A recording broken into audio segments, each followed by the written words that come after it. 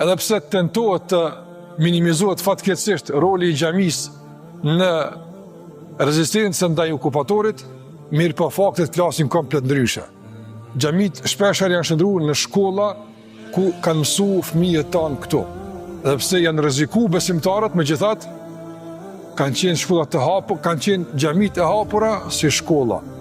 Medreseja ka qenë gjithmonë vend i hapur ku janë mbajtur mbledhjet e ndryshme, domthonë të politikanëve të asaj kohe, ku janë marrë vendime serioze, ku janë diskutuar çështje madhore, pikërisht në medresen Alaudin. Madje në xhamit tona shpeshherë marrin mbledhjet e asaj natyre, nga se nuk kishin ku më mbledh, xhamit ka qenë të hapura gjithmonë.